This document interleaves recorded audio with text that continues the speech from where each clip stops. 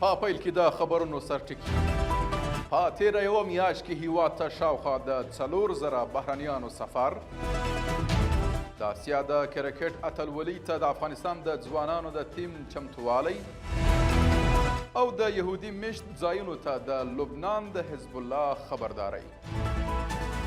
د لوی او مهربانه خدای په سپېڅلي نامه درنو لیدونکو سلام. د نن ورځ خبرونو ته ښه راغلاست. نن یکشنبه د 1403 کال د تلې یا میزان شپږمه نیټه ده.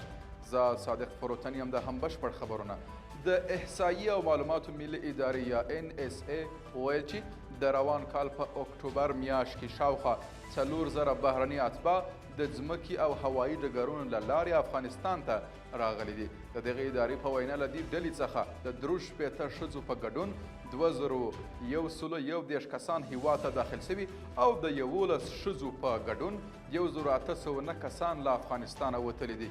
د دې ادارې په وینا 440 هغه بهرني وګړي چې افغانستان ته راغلي تاریخي سیمو ته تللي او نورې د کار لپاره هیواد ته راغلي دي. د لوګر په برکي برک ولسوالۍ کې د اوبو د رسولو د شبکې په جوړولو سره 400 کورنیو د څښاک پاکې اوبه ترلاسه کړي. د کلو د بیا رغونې او پراختیا وزارت په یوه اعلامیه کې ویل د ملګرو ملتونو د ماشومانو د ساتنې وجهې صندوق د دې شبکې د جوړولو لپاره شاوخوا 6 میلیونه افغانۍ مصرف کړي دي.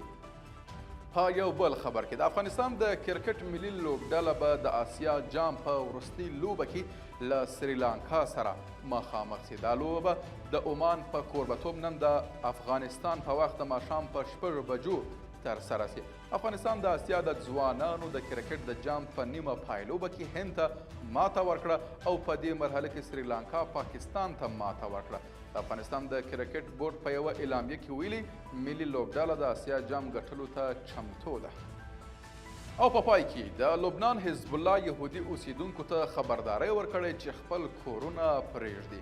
د لبنان حزب الله ډلې په عبراني ژبه یو پیغام خپور کړی او له هغو یهودي مشت ځایونو څخه یې وغوښتل چې خپل کورونه پرېږدي. د حزب الله د خبرداري لامل نه دی معلوم، خو د ځینو رسنیو د راپورونو له مخې حزب الله ښایي په دغو سیمو کې سخت بریدونه ترسره کړي. قدرمنو لیدونکو له متیا مننه. تاسو کولی شئ د عروج بېلابېلې خپرونې د دې ادارې د سوشل میډیا له طریقه وګورئ. تر بیا ښه وخت او ښې چارې.